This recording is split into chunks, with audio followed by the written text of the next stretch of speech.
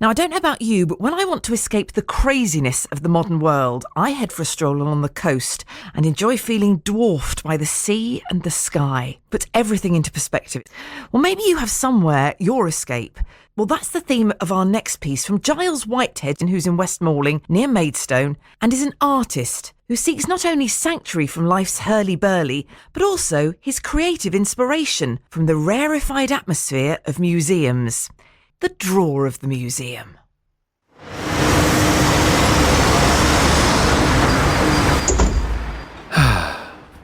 Serenity. Escape the chaos by going inside, finding a nice quiet corner of the museum, the dim lighting and a sketchbook as my shield. It's a meditative moment to examine the precious object from history. Here we can drift into a story of the past. Still here since 500 years have passed. Who owned it? Who held it? Was it as precious then as it is now? Protected under glass with a number and a description. Well, look at this. Who was that person from the asylum who improvised this key from... What is that? And did they ever escape? Probably the first time I got interested in museums was going on a family trip to Bodiam Castle as a child. There, halfway up the hill, used to be a little museum where it would highlight small artefacts like, for example, a cannonball, arrowheads, or pieces of a pot carefully reconstructed. And I liked the way these small objects were highlighted to be something special. But maybe once upon a time they weren't so special. They were in abundance and overlooked for their beauty, and years later, being something rare, something found, that had been lost for so long.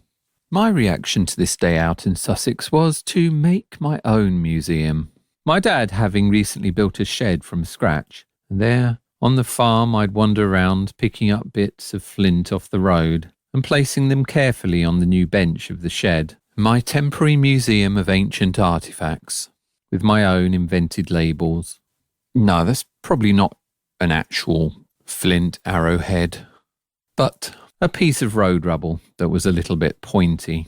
Finding old rusty pieces of metal on the farm and inventing my own explanation as to their purpose helped to rapidly grow my museum. Inventing artefacts became a bit of a theme for me, creating these long storylines of ownership, age and legend, carefully writing out labels and descriptions with a dip pen and Indian ink in my best calligraphy.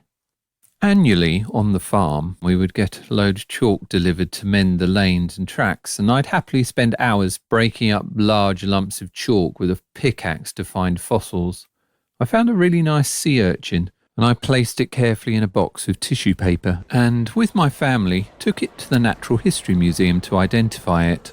I remember walking through the gallery of gemstones, in awe of all the sparkling rubies and opals, and the slice of trunk of a giant sequoia, with all the rings labelled with dates of the historic moments in time. During this time, in the very early 80s, I remember cycling around with my friend and going to a local museum that had recently installed CCTV. To us, this was absolutely incredible, and we took turns going to the upper floor and waving at the camera.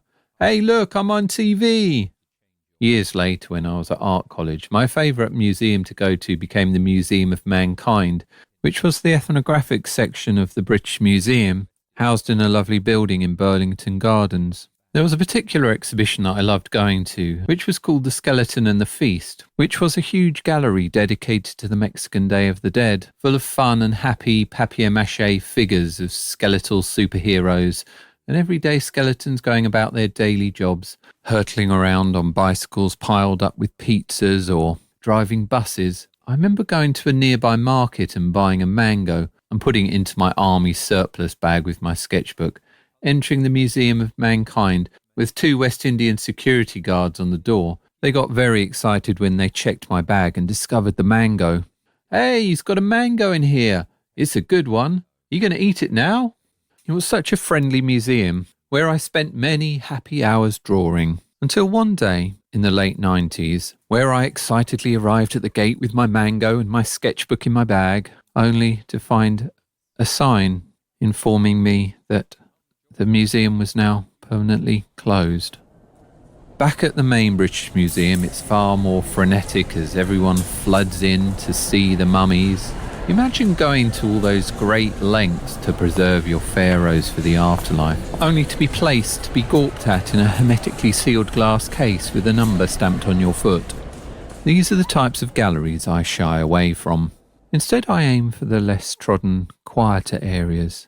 To the top floor, up some dark back stairs, like the history of medicine at the Science Museum, full of shrunken heads and glass eyes and preserved limbs. No, this is actually quite strange and creepy. Perhaps I'll go back down again. And so here I am again, 30 years later, still drawing in museums, but this time working on a project in an official capacity, a licence to be an artist in residence at the museum, on a day when the museum is closed to the public. Just me, drawing. Pad, pencil, peace, perfect. You could feel the tranquility of the museum there in The Drawer of the Museum by Giles Whitehead. That's the place where he gets his inspiration.